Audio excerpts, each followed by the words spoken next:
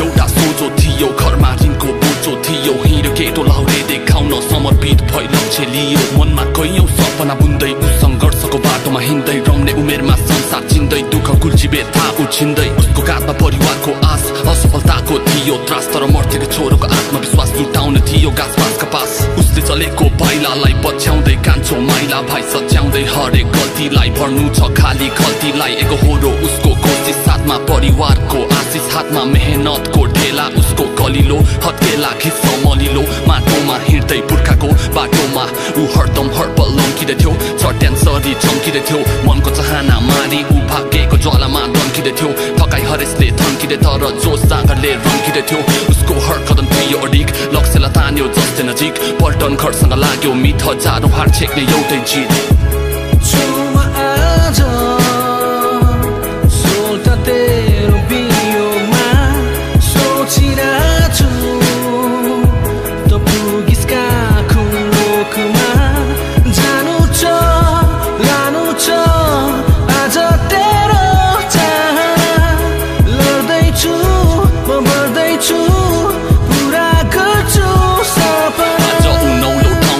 नौलो जीवन दाउमा छ खियाउँछ शरीर माटोमा मन त उसको त्यही गाउँमा छ सम्झन्छ उकाली ओराली हरियाली वन अनि देउराली मा वस्तु भाउहरू चराको खोज्दैछ अतीत जुन हराको खोज्ने क्रममा वर्ष भ्रममा समय बित्छ वर्ष जङ्गमा आँटिन्छ ऊ पर्छ दङ्ग लडाई भूमिको देख्दा रङ्ग अघि बढ्छ ऊ साहसको सँग खुम्चन्छ मुटु काट्छ अङ्ग कहलाग्दो रातमा बन्दुक हातमा चल्छ कदम बहादुर औकातमा घेरामा पर्छ ऊ दुश्मनको लुकाउँछ डर आफ्नो मनको फुकाउँछ रिस रागनी रनको त्यो स्थिति अब उसलाई हजम भो खुकुरी चल्छ सर्वप्रथम छिनाउँछ दुश्मनको गर्दन रातै जान्छ बाधा अड्छन् शत्रुको रगत त्यसलाई अर्पण उसलाई अत्तो पत्तो छैन के छ यो जीवन रेखामा अघि बढ्छ बरु मर्छ गोर्खाली बन्छ यो केटामा निष्ठुरी भाग्य एकासी पर्छ विस्फोटनको चपेटामा बाँकी सासको केलाउँदैछ बिस्तारै शरीर सेलाउँदैछ